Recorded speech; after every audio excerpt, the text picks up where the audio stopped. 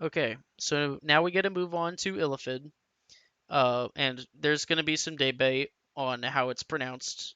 But Illithid is how I'm going to pronounce it. Or squid face is a very good way to say it. Squid face. And I only know of one. No, actually, I know two. I know two Illithids that play as PCs in town, and they're cool. They're awesome. One of them is a Zen guy, and one of them's a Will guy. Uh, in terms of the psionic trees, and they're really interesting. And they're the one race in the game that says you need to wear a mask. There's not really a good way to paint this, but white around the eyes, which base white here, but so there'd be white around the eyes, and 2 to 8 facial tentacles must be worn. Tentacles should be 2 to 6 inches long, probably 1/4 or 2 inches. It needs to go past your chin. Just assume that it needs to hang past your chin.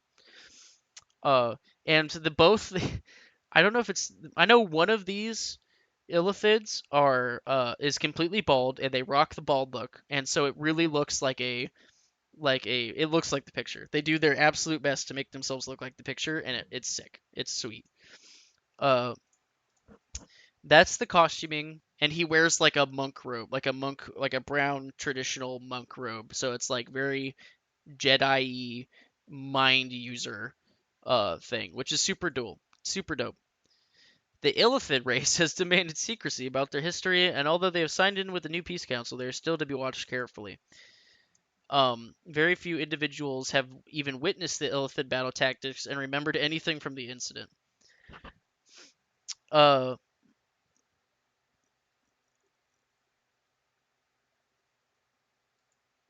Illithids, if you want to learn about Illithids, read this whole paragraph because it's going to give you some interesting topics to think about. Special note: this is the only one. So Nullifidians used to have a special note. Now they don't. But Illithids have special note. They are a challenging race to portray. Their use of psionics are unmatched on Aldratha, and their almost alien mindset fills most of the other races with distrust towards them. They disdain the use of weapons and armor, which most adventurers are going to use very heavily. They use their guile and mental prowess to survive in the dangerous lands of Aldratha. Choosing to portray this race should be carefully considered by an experienced player or one that fully understands the challenges that the race demands. The distrust that is shown towards this race is shared by many players and pose an increased challenge in game. Okay, the one main Illithid player that I know of is a plot marshal. Okay, because it's tough. And he's very experienced in the game, and it's tough to play this race because Illithids are typically portrayed as bad guys. So we know how we talked about lizard folk and how lizard folk NPCs kind of make a bad name for player NPCs or for player lizardmen. It's like 10 times worse with Illithid, man, dude. When people see Illithids, they typically kill them. They typically try and kill them because Illithids are regularly used as bad guys in plot lines a lot of the time. They're very, now I could be using the wrong term here for Dungeons and Dragons, but they're very mind slavery. They're very mind flayer, illithidy, psionic-y. Like we take over a town and we're secretly running it, but nobody even knows that we're running the town, right? Like they're very and there's been a ton of times in town where people have been controlled by Illithids and they messed crap up, man. Like they really ruined some stuff. And like bad NPCs were controlling players. And they really like messed some people up. So there's a lot of like if you're playing an Illithid, people are going to look at you and be like, I am keeping my guard up against you at all times. I'm not trusting anything that you say. This is not going to be like if you're playing an Illithid, it's not going to be fun in the social aspect. So where Nullifidians are tough to play in the mechanical aspect of the game, the Illithids are tough to play in the social aspect of the game because it's stupid hard to convince people to even help you when you're an Illithid. So understand that, and there's been a ton of debate about removing Illithid from the base playable races. Okay, like that's how far this goes because that's how often they're portrayed as bad guys and used in plot lines as bad guys. Okay, so Just special note warning. Know what you're getting into here. If you want to play a cool Squid Face Psionics, don't let that don't let that get in your way. They're super cool. And when I say they're super cool, man, they are super cool. And getting the squid face mask is super easy in terms of makeup and white around the eyes. It's like, okay, costume wise and history wise, they're not too hard because you can get squid face Cthulhu-y, and this is very Cthulhu inspired, obviously. So racial, we'll run into the racial abilities. So bite is an interesting one. So we've seen claws, and claws are one-handed things, are one-handed swords that represent your hands and feet and claws. They're claws. They're sharp, pointy things, your fingernails or whatever. And uh, a bite is what it sounds like. It's you using your teeth, or it's like whatever creepy thing that unfolds in this guy's face when he opens his mouth, right? And bites are two-handed claws with base damage of 4, whereas claws are one-handed things with base damage 1. Bites are two-handed things with base damage 4, uh, and may be used as long as the character's head is free to move. So if they're webbed, like if you pin them or they're webbed or whatever, as long as they can move their head, they can swing at you with a bite. Super important to note. Super important relevant difference. Whereas with claws, you can't do that. Uh, but effectively, they're the same as claws besides that. They're undisarmable, they're unshatterable, they represent part of your body, they count as body weaponry for other skills, etc. So they give you a cool claw with base damage 4, and then you have cannot wear armor and cannot use weapons. And these are not detriment -3, these are detriment -5s. So you're getting 10 build here. Oh, and then you also get claws. Okay, you also get claws. So if you want to be two-handed or if you want to be one-handed or you want to carry around both, that's cool. Right. So this is pretty relevant because you're in the same way that a lot of races have cannot use psionics as a detriment. The psionic race has cannot use weapons and cannot use armor. It's a trade-off. It's a trade-off that you're taking because you're not playing Illithid to do anything other than cast psionics. Immunity to spell Spear Charm. You're just straight up immune to spell Spear Charm, and you're immune to sleep effects. And so the reason why people double up, because the spell Sleep is under the spell Sphere, and so the reason why they're doubling up on this is because there are other effects, like in alchemy, that cause people to sleep, like sleep poisons or sleep alchemic sleep effects, and other effects that cause you to fall asleep, like maybe unnatural sleep effects, right? Uh, so that's why they're doubling up on the immunity to sleep kind of here, because you would think, but there are other ways to make you fall asleep that aren't spells. So that's why they double up on that. Psionic Shield. This is the same skill that folk have, and it allows you to defend yourself or defend other people at the cost of 5 psionic endurance. Okay. This is why you play a Illithid. Psionic Affinity. Build 1. Character may use non-racial will psionics for half the psionic endurance cost. So you'll find that all of the will path psionics are expensive. They're all like 8 or 16 or 20 or 4 or 6. They're all even numbers, and it's because the Illithids do them for half. That's the reason why they're all even numbered. And why almost every psionicist that you're probably going to run into is going to be a bad guy, and they're going to be doing psionics better than everyone else. That's kind of the reason why. Oh, I hit the wrong button. So yeah, that's psionic affinity that expresses why they're so that, which by the way, it's not like all the other reductions in the game where you get reduced by 1, right? Where it's like, oh, this thing costs 1 less. No, you're halving the cost of the skill because there's not fancy. Well, there might be. I'm gonna shut up about that. But you're halving the cost of these skills, which is nuts. Okay, so when you're not playing an Illithid and you're casting psionics, you're giving up a lot. So it's really tough to find people who are not Illithids that are still doing psionics because they're paying effectively double for the most common cost of a lot of the skills that they're going to be doing because Illithids just do it better. So if you really, really, really want to play will specifically the will stuff, not the Zen stuff, the will stuff, And the will stuff is like a lot more of throwing general packets, and the Zen stuff is like kind of fighting. So if you think of it like casting and fighting, the will is the casting side of psionics, and Zen is the fighting side of psionics. They do all that for half. Frickin' busted, man.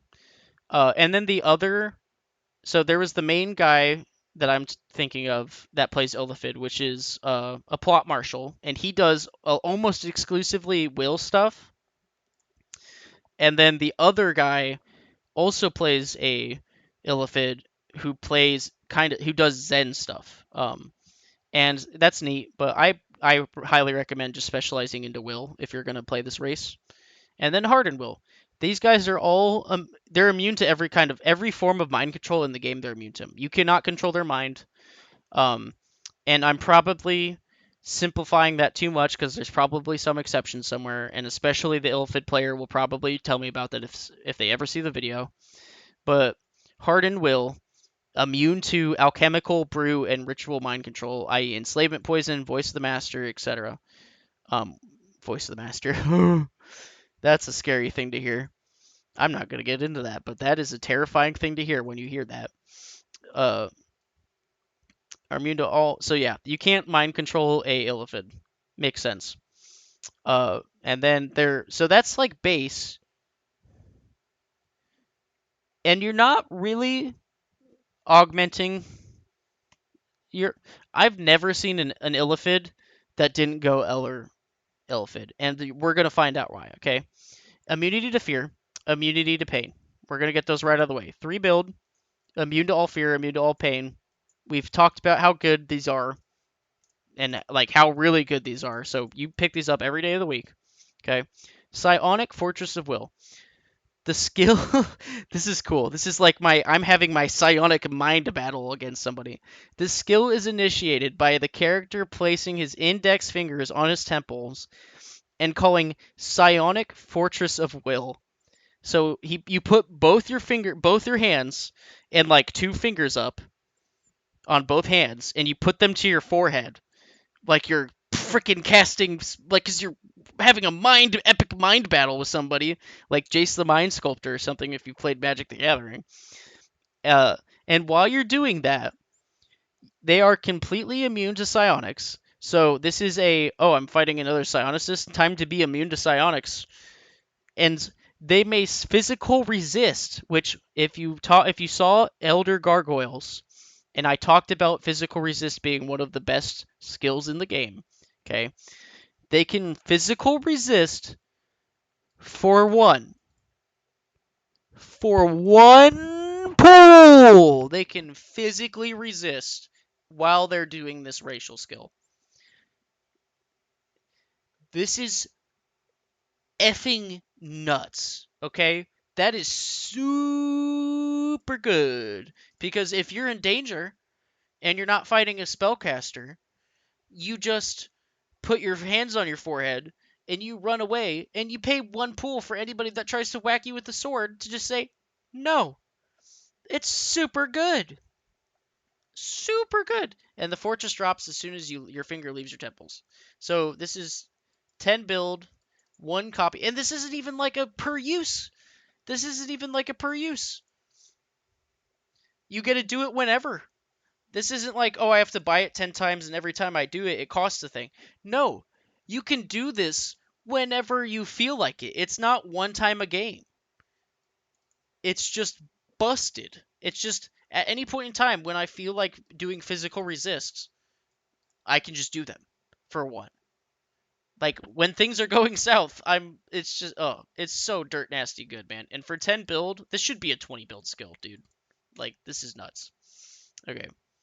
Psionic Strike. This character allows to strike a psionic attack through their claws or bite, but is no way considered magic. So how channelers get to spell strike their spells, psionic strikes are psionic striking their psionics, right? That's effectively what this is. To use the skill, blah blah blah, and strengthening the skill must hit the body of the target. Oh, okay. So the thing is though, is that this doesn't get so a spell strike. If you're holding up a shield and sword, and somebody spell strikes you on your shield, you're taking the spell anyway, even if you blocked it with your shield, unless you have like some kind of fancy shield that does other stuff, which is a thing. But uh, if you're getting your shield hit with a spell strike, the spell is still going to affect you. This is not the case with a psionic strike. The skill must hit the body of the target, which means that which means you can block these physically. Um, the skill draws pool from psionic endurance, so you just get to do what channelers do with spells, but with your claws and with psionic stuff.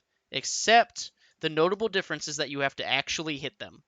You don't get to just whack whatever and know that it's going to hit them and they better call a defense for it. You have to actually like hit them, which is weird because it's not at an extra cost to do the psionic strike. Uh oh, oh, okay. Ignore half of what I just said. I'm gonna have to cut that out.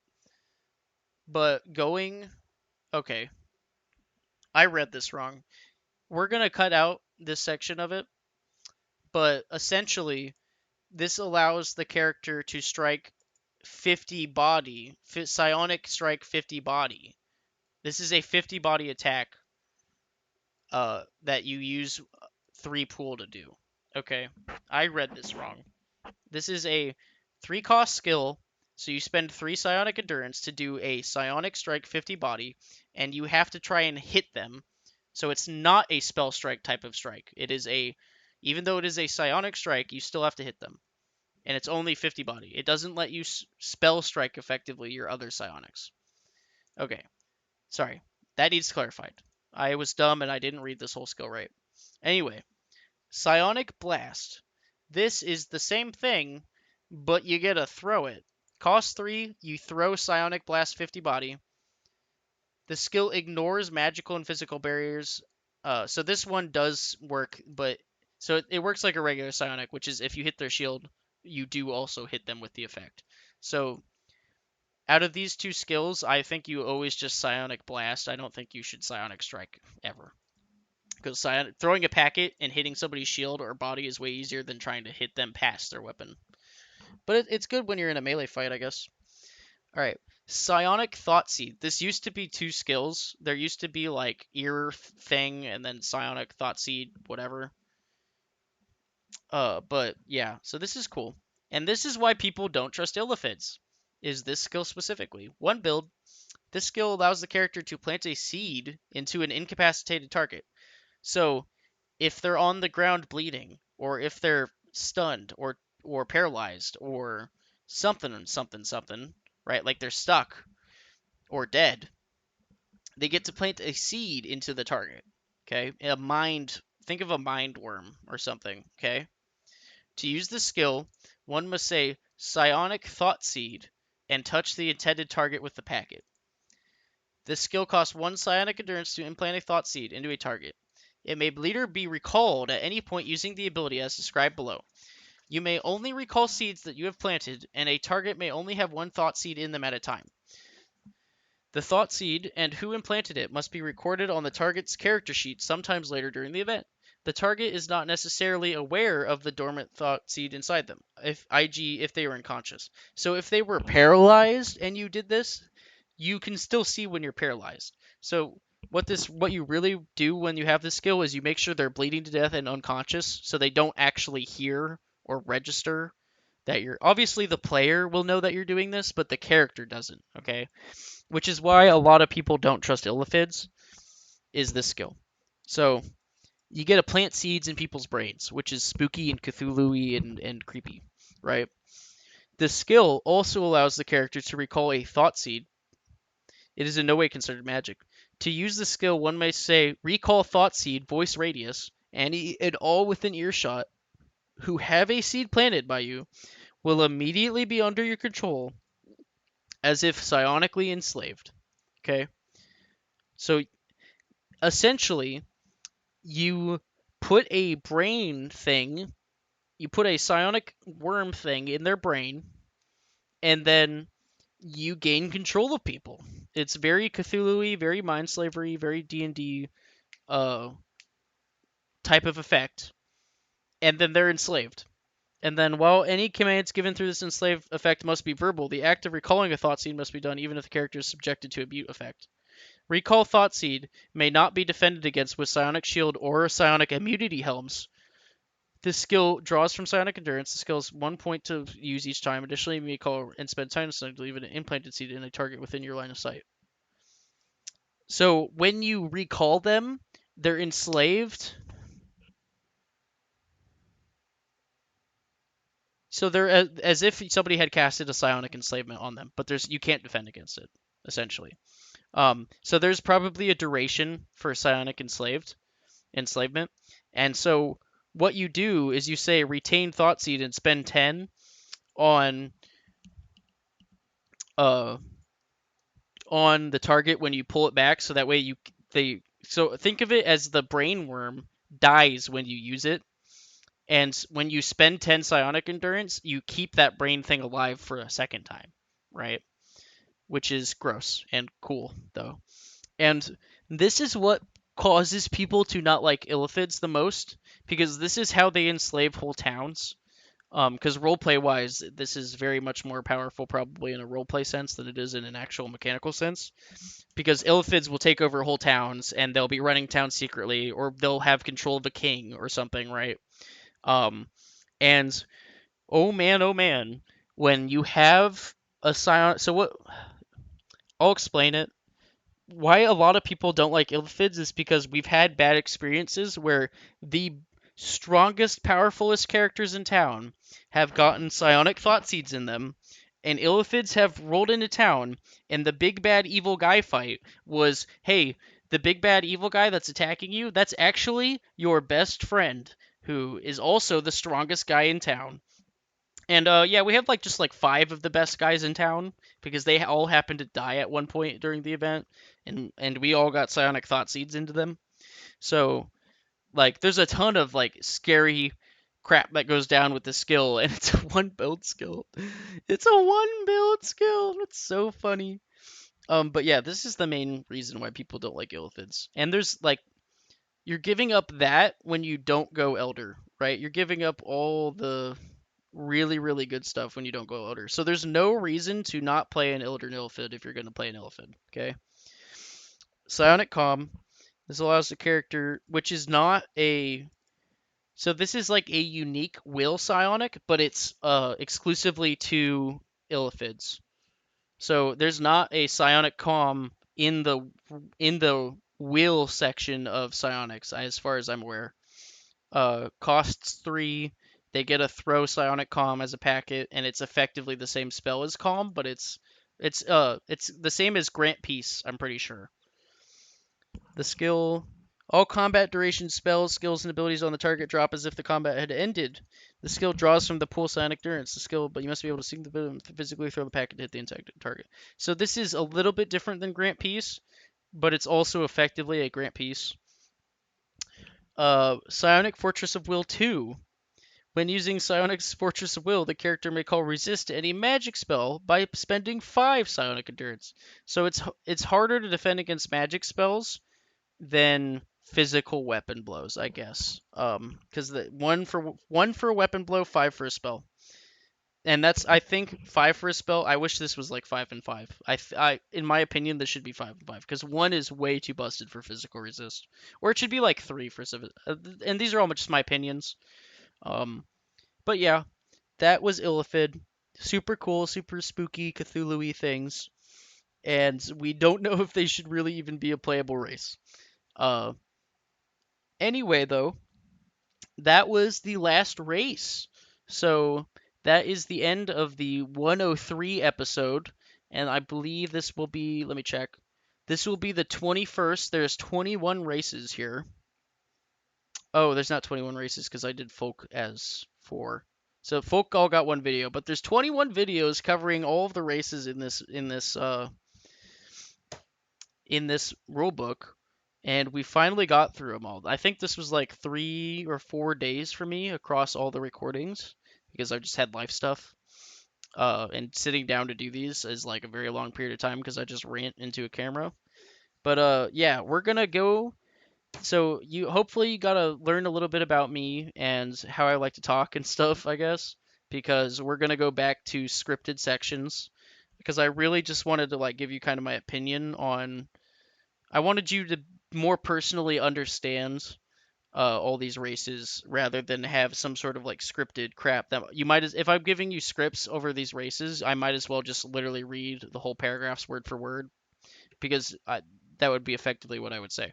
So, and I wanted to give you kind of a simple my interpretation of what these races are like in game.